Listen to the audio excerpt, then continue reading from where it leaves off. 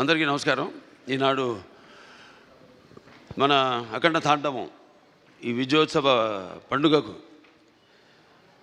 విచ్చేసిన పాత్రికేయ సోదరులకు అందరికీ, ప్రింట్ అండ్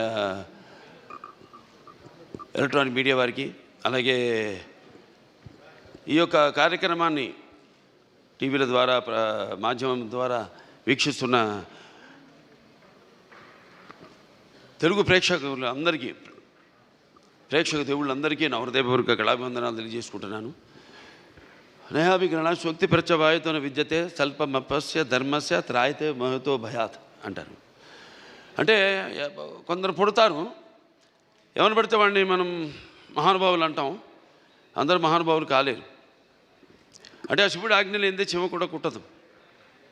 అంటే ఉపకరణాలు ఆ భగవంతుడు ఎంచుకుంటాడు కొంతమందిని ఈ పని కోసమని. అలా ఇవాళ మన భగవద్గీత ప్రచారకర్తలు గంగాధర శాస్త్రి గారు ఇంతకుముందు చెప్పారు, ఎన్నో శ్లోకాలు చెప్పారు. వాటిలన్నిటికీ అర్థం ఇదే. నేను అన్నదానికి ఆయన ఇచ్చిన వివరణ అది. ఇవాళ చాలా సంతోషంగా ఉంది. ఇవాళ ఈ సినిమా విడుదలై ఇవాళ ఇంత విజయవంతంగా ప్రదర్శించబడుతున్నందుకు మా తెలుగు ప్రేక్షక దేవుళ్ళకి అందరికీ కాదు, యావత్ భారతదేశపు ప్రజలందరికీ నా హృదయపూర్వక కృతజ్ఞతాభివందనాలు తెలియజేసుకుంటున్నాను. మరి కృతజ్ఞతలు తెలియజేసుకున్నందుకు, ఎంత మంచి పాఠం ఇచ్చినందుకు మీరు కూడా రుణం తీర్చుకోవాలి. అంటే ఎప్పుడు అంటారు శత్రు రుణం, లేకపోతే మన రుణశేషం అగ్నిశేషం శత్రుశేషం ఉండకూడదని. అలాగే ఈ శేషం కూడా మీరు ఉంచుకోకుండా ఏ ఉద్దేశంతో అయితే ఈ సినిమా తీసామో ఆ ఉద్దేశాన్ని మీరు పాటించాలి. ఏదో మనం వింటాం, ఆడు గుడికి వెళ్తాం, ఏదో దండం పెట్టుకుంటాం దేవుడికి. ఎందుకు? ఇప్పుడు ఆయన అన్నారు గంగాధర శాస్త్రి గారు ఇంతకుముందు, అది గుడికి వెళ్ళి చేస్తే అది భక్తి అవుతుంది. అదే మనం మొత్తం లోకాన్ని అవగాహన చేసుకుంటే అది జ్ఞానం అవుతుందని. అంటే మనిషి పుట్టుకకు ఏదో ఒక కారణం ఉంటుంది, అందరూ కాదు. సరే, ఇవాళ ముందుగా ఆ తండ్రి గారిని తలుచుకోవడం నా విద్యుత్ ధర్మ ఆగ్రత సంపర్తం వాగ్రత ప్రతిపతే జగత పితరం వందే పార్వతీ పరమేశ్వరం. అంటే ఆది దంపతులు అయిన ఆ శివపార్వతులు, వాళ్ళ ప్రతిరూపమే నా తల్లిదండ్రులు. ఎవరి తల్లిదండ్రులైనా ఆ పార్వతీ పరమేశ్వరుల యొక్క రూపాలే. నగాత్ర పరమంత్ర నమాతు పరిదేవత నాహరే పరతశ్రాత నానృతాత్ పాతకం పరం. ఇది తల్లి ప్రార్థన. యస్మాత్ పార్థివత ప్రాదురూపుతున్న భక్తి గురుణ సంతుల మాంసే సహస్రం తస్మై సర్వజ్ఞ మూర్తే పిత్రే. ఇది తండ్రి మంత్రం. అంటే మనకు సగం దేహాన్ని ఇచ్చి మనల్ని ఇటువంటి గురువులు దగ్గర ఎంతోమంది, అందరూ సరస్వతి పుత్రులే. ఇక్కడ గంగాధర శాస్త్రి గారు ఉన్నారు, అలాగే అక్కడ మన కాసర శ్యామ్ గారు అయితేనేమి, లేకపోతే మన నాగ్ గురునాథ్ శర్మ గారు అయితేనేమి, మన కళ్యాణ్ చక్రవర్తి గారు, అందరూ సరస్వతి పుత్రులమే. సో వాళ్ళందరి దగ్గర ఇటువంటి మంచి పాఠాలు నేర్చుకోవడానికి, మంచి గీతాలు వినడానికి ఇటువంటి బ్రహ్మాండంగా అద్భుతంగా మన నందమూరి తమను అద్భుతంగా వాటిని చెప్పాడు. అతను పడ్డ శ్రమంతా ఒకటే. నాకు వచ్చిన అందరూ ఏమంటున్నారంటే, ఈనాడు సనాతన హైందవ ధర్మం మీసం మెలేసిందని ఈ సినిమా చూశాడు. అంటే మంత్రోచ్చారణ, అలాగే వేదం, అలాగే మన భారతదేశపు మూలాలు, మన ధర్మం, మన గర్వం, మన తేజస్సు కలిగలిపిన సినిమా అఖండ అని అందరి ఆబాలగోపాలం. మన ఆంధ్ర తెలంగాణ రాష్ట్రాలే కాదు, లేకపోతే ఎక్కడ అభిమానులు ఉన్నారో అక్కడ ఆ రాష్ట్రాలే కాదు, యావత్ ప్రపంచం ఇవాళ కోడే కూస్తుంది. అంత అద్భుతమైన సినిమా మాకు అందించినందుకు మీ అందరికీ మా కృతజ్ఞతలు తెలియజేసుకుంటున్నాను. అలాగే అద్భుతమైన అంటే ఈ సినిమాలో ఒక్కొక్క డైలాగ్ ఒక్కొక్క ఆణిముత్యం అంటున్నారు. అలాగే ప్రతి సీన్ కూడా ఒక ఉద్వేగం, ఒక ఉద్రేకం, అలాగే ఒక ఉత్తేజ ప్రకంపనం అంటున్నారు జనం ఈ సినిమాని చూసి. సో సినిమా అంటే కేవలం ఈనాడు దైనందిన కార్యకలాపాల్లో పడిపోయి మనిషి తన అన్న వస్త్రాలతో పాటు ఈ యొక్క సినిమాని కూడా ఒక మాధ్యమంగా ఎంచుకున్నాడు, ఒక అవసరంగా. అంటే ఎవ్రీడే ఏమంటాం మనం, కన్జ్యూమబుల్ కమోడిటీగా, నిత్యవసర వస్తువుగా. మరి ఎటువంటి సినిమాలు తీయాలి మనం అన్నది కూడా మనం ఆలోచించవలసిన అవసరం ఉంది ఇండస్ట్రీలో పెద్దలు. అటువంటిది ఈరోజు నాకు చాలా గర్వంగా ఉంది. నా 4 సినిమాలు, ఇది 5వది, 6 రాబోతుంది రేపు. దానికి కూడా చెప్పా, చరిత్రలో చాలామంది ఉంటారు, కానీ సృష్టించిన చరిత్రని మరల తిరిగి రాసి మరల చరిత్రను సృష్టించేవాడు ఒకడే. అది ఆ తెలియని ఒక శక్తి. దాని కొనసాగింపు ఆ డైలాగులు అన్నాను, నేనే ఈ శక్తి, నాదే ఆ శక్తి అని. చరిత్ర రాయాలన్నా మేమే, చరిత్ర సృష్టించాలన్నా మేమే, దాన్ని తిరిగి రాయాలన్నా మేమే. ఎంత నేనేదో పొగరుతో చాలామంది అంటారు, ఏంట్రా ఏం చూసిరా బాలకృష్ణ ఇంత పొగరని. నన్ను చూసుకునే నా పదునైన పొగరని నేను అంటాను. ఎవరిని చూసుకుని ఇంత ధైర్యం అని ఉలిక్కిపడి చేస్తుంటారు. నా వ్యక్తిత్వమే నన్ను ఉచ్చిగొలిపే ఒక విప్లవంగా అడుగడుగునో చూపిస్తాను. అలాగే ఏంట్రా వీడికి అన్నీ తెలుసా అనుకుంటాను. నేను తెలుసుకునే కంటే గొప్ప విద్య ఏముంటుందని ఒక సవాల్గా నిలబడతాను. అంటే ఇదంతా పొగరు కాదు, అది ఎక్కడి నుంచి వస్తుందో నాకు తెలియదు. అంతా ఆ పరమేశ్వరుడి ఓంకారం అన్నాను ఇందాక. ఓంకారం పరబ్రహ్మ సర్వం ఓంకార సంభవం అకారోకార మాంతాయ ఓంకారాయ నమో నమః. ఆ ఓంకార శబ్దం ఓమితి బ్రహ్మ ఏకాక్షరి అంటాం. అలా ఇలా తెలుసుకోవాలి. అంటే యువతరానికి ప్రతినిధులు, నవతరానికి నాయకులు, భావితరాలకు భారతదేశపు మహాశక్తి అయిన యువకులు. మీ తప్పు లేదన్ను, నీ తప్పుకు అది ఎట్లా అంటే ఈ యొక్క రొటీన్ దైనందిన కార్యకలాపాల్లో అన్నాను ఇందాక, పోటీ. దానికి నేను ఎప్పుడు ఏదైనా ఆసరా తీసుకునేది సినిమాలే, లేకపోతే సంగీతం. వీటి మీదే ఎప్పుడన్నా నేను మనిషిని, నాకు ఎప్పుడైనా నిర్లిప్తత ఇది వచ్చినప్పుడు పూజ చేస్తారు. నేను ఆధ్యాత్మికంగా రోజు గంటన్నర పూజ చేస్తాను. నేను ఆ పూజ దొరత నా వృత్తే నా దైవం. ఆ వృత్తే ఈ అఖండ సినిమాలో నా పాత్ర. నేను చెప్పాను కూడా, ఇంతకుముందు ఒక సభలో చెప్పడం జరిగింది. ఒక ఇది శివ తాండవం యొక్క విన్యాసం ఎలా చేశాను ఈ పాత్ర అంటే, ప్రతి పాత్ర యాక్టింగ్ అంటే ఊరికే నమ్మడమో అరవడమో, లేకపోతే ఒక కళ్ళల్లో కన్నీళ్లు తెప్పించడం కాదు. పాత్ర అంటే ఒక పరకాయ ప్రవేశం. అది ఒక నందమూరి ఎన్టీ రామారావు గారు. ఎందుకంటే నేను చెప్పాను ఇంతకుముందు, ఆయన తలుచుకోకుండా ఏ సభ నేను అంటే నాకు ఇంత ధన్యమైన జన్మనిచ్చే నన్ను మీ అందరి గుండెల్లో ఆయన ప్రతిరూపంగా నిలిపినందుకు, మరి దైవాంశ సంభూతుడు, విశ్వానికి విశ్వ నటరూపం ఎలా ఉంటుందో చూపించిన యుగ పురుషుడు, కారణ జన్ముడు, నా తండ్రి, నా గురువు, నా దైవం నందమూరి తారక రామారావు గారికి నమస్కరించుకుంటూ, మరి ఇటువంటి ఈ సినిమాని ఈ సినిమా కేవలం తెలుగు సినిమా కాదు, ఇది యావత్ భారతదేశమే కాదు, యావత్ ప్రపంచం ప్రేక్షకులకు సంబంధించిన సినిమా ఇది. ఎందుకంటే మనం చూస్తున్నాం ఇవాళ ఎంత అశాంతి, ఎక్కడ చూసినా యుద్ధాలు, ఆకలి చావులు, లేకపోతే మనలో మనం సృష్టించుకున్న విభేదాలు. గొప్ప మాట చెప్పారు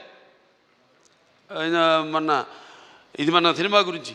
ఇది కేవలం ఒక తెలుగు పురాణాలు, ఈ భగవద్గీతలు, లేకపోతే నేను చెప్పేది భారతాలు, భాగవతాలు, వీటికి సంబంధించేదే కాదు, ఒక బైబిల్కి సంబంధించింది, ఒక ఖురాన్కి కూడా సంబంధించిన సినిమా. సారే జహాన్ సే అచ్చా హిందూ సీతా హమారా, హమ్ బుల్బులే ఇస్కే ఏ గుల్ సీతా హమారా. సో ఇవాళ ఈ పాత్ర మనం చేసే ముందు నాకు పూర్తిగా నమ్మకం ఉన్నాను దర్శకుడి మీద. నేను చెప్పా, కట్టె కొట్టి తెచ్చి అంతే మాట్లాడుకుంటాం మేము, అంతకంటే మాట్లాడుకోము. ఇవాళ మనం బ్యాట్మ్యాన్లు, సూపర్ మ్యాన్లు వీటిలన్నిటి గురించి మాట్లాడుకుంటాం. లేకపోతే నాన్నగారు వాళ్ళు చేసిన పౌరాణికాల్లో బాణాలు వేయడం, అగ్ని రావడం, నీళ్లు రావడం, దాంట్లో నుంచి బాణాల్లో నుంచి, లేకపోతే మొత్తం అట్లా పడిపోవడం, కళ్ళు తిరిగి, ఇవన్నీ చూస్తుంటాం. ఇది కూడా ఇప్పుడు జరుగుతున్న ఏవైతే పరిణామాలు ఉన్నాయో వాట్లను నేను చెప్పా. సినిమా మాధ్యమం అంత గొప్ప మాధ్యమం ఇంకోటి లేదు. దానికి సరిగా వాడుకోవాలి మనం. దాన్ని మనం ఇప్పుడు ఇవాళ మన వేదాల నుంచే దాన్ని బట్ట విశ్వనాథ శాస్త్రి గారు నానాడు జర్మన్స్ హిట్లర్ టైంలో ఆయన్ని కిడ్నాప్ చేసి తీసుకెళ్ళిపోయి మన వేదాలని తర్జుమా చేసి అధర్వణ వేదంలోని ఈ కంప్యూటర్స్ ఏవైతే ఉన్నాయో, లేకపోతే మిగతా ఈ అణు బాంబులు ఇవన్నీ కూడా కనిపెట్టింది ఆ వేదాల నుంచే. అలాగే శుశ్రూషుడు అని మన భారతీయుడు ఒక డాక్టర్, వైద్యుడు, ఆ రోజుల్లో ఋషి ఆయన. ఎటువంటి మత్తు ఇంజక్షన్ ఏమి ఎనస్థీషియా లేకుండా ఆపరేషన్లు చేసిన మహానుభావుడు ఆయన. ఇవాళ ఆస్ట్రేలియాలో ఉంది, మెల్బోర్న్లో ఆయన బస్ట్ స్టాచ్యూ ఉంది అక్కడ, మెల్బోర్న్ యూనివర్సిటీ ఆఫ్ సర్జరీలో. ఇలా మనం చెప్పుకోవాలి. ఇలా మనం చెప్తే కానీ మన యువతరానికి అర్థం కాదు. కానీ నా అదృష్టం ఏంటంటే అందరు చెప్తే అందదు, ఫలం అందదు. నా సినిమాలు వాటికి 5వ సినిమా అని చెప్పాను. నా మొదటి సినిమా అఖండ, అది కూడా ఒక పరీక్షే. కోవిడ్ టైంలో విడుదలైంది సినిమా. అసలు రారు జనం థియేటర్లో కొన్న టైంలో ధైర్యం చేసాం, భగవంతుడి మీద భారం వేసి సినిమా రిలీజ్ చేసాం. అఖండ విజయం సాధించింది అఖండ. ఆ తర్వాత మిగతా సినిమాలన్నీ అందరికీ నిర్మాతలకి ధైర్యం వచ్చి వాళ్ళ సినిమాలని విడుదల చేయడం జరిగింది. ఆ తర్వాత నేను చేసిన వీరసింహారెడ్డి అయితేనేమి, లేకపోతే దాని తర్వాత నేను చేసిన నేలకొండ భగవత్ కేసరి అయితేనేమి, డాకు మహారాజు అయితేనేమి, ఇప్పుడు ఈ అఖండ, తాండవం, ఇన్ని 5 విజయాలంటే నా విజయాలు అనుకోను. నేను ఏదైతే మేమందరం అనుకుంటున్నాము ఇది నా ఒక్కడి వల్ల కాదు. నేనేదో ఒక చిన్న పాయింట్ చెప్పచ్చు, డైరెక్టర్ గారు చెప్పచ్చు, దాన్ని మనం సినిమాగా చూపించినప్పుడు అంటే కళ్ళు మూసుకున్నప్పుడు కనేది కళ, కళ్ళతో అభినయించేది కళ, నిద్రపోతున్నప్పుడు కనేది కళ, నిద్రపోతున్న సమాజాన్ని మేల్కొల్పేది కళ. ఈ 4-5 సినిమాల్లో అందరికీ సందేశం ఇవ్వడం జరిగింది. 5 సినిమాల్లో రకరకాల సందేశాలు, అది అంతర్జాతీయం కావచ్చు, లేకపోతే మనుషుల్లో సత్సంబంధం లేకపోవడం కావచ్చు, ఇటువంటి అనేక. లేకపోతే ఇప్పుడు అఖండ 1లో ఉంది, అటు పిల్లల జోలికి, లేకపోతే ధర్మం జోలికి, లేకపోతే ప్రకృతి జోలికి వస్తే ఏమవుతుందో చూపించాం. ఇప్పుడు అఖండ 2లో మరి అప్పుడంటే దేవుడు మనిషిలో పూనాడు, ఇప్పుడు మనిషే దేవుడైతే ఏమవుతుంది? ఇందాక అన్నారు సంభవామి యుగే యుగే అన్నదే ఈరోజు సినిమాలో చూపించాం. దీన్ని ప్రేక్షకులు ఇంత ఆదరించి, ఇంత కేవలం